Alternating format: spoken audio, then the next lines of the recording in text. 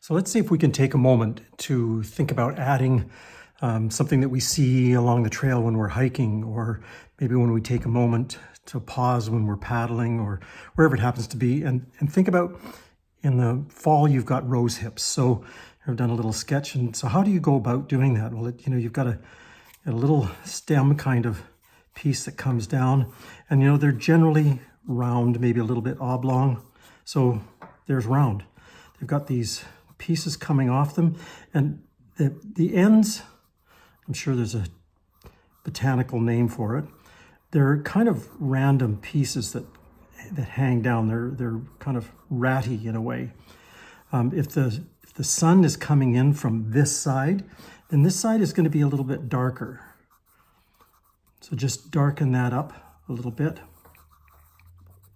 And there's your basic rose hip. To add a little bit of variety to it, maybe you've got another piece, another little stem piece coming down. And again, just a round kind of shape to that.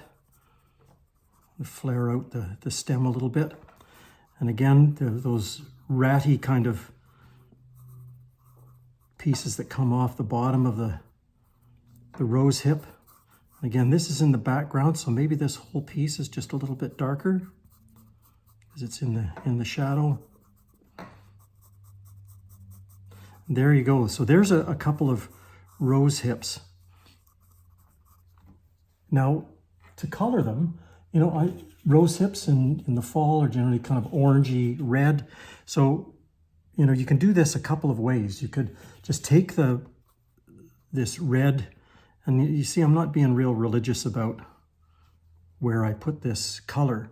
So you can do it that way, or you can take just clear water and go over that, and then take the red that you want and just add it in here. That's a bit too red for me, perhaps, so maybe add a little bit of orange to it as well. So there you've got your basic color. Maybe add a little bit here, because remember the sun is coming in from this side. You gotta just kind of add a little bit of character to it, perhaps. Now the stem parts and these little pieces at the end, just take some green brown, because they're not always straight green. I don't think they are anyways. So and just again, don't worry about filling in them in too much. And there you've got rose hips. Notice I'm not following the line perfectly. I don't think it really matters. So there's your rose hips.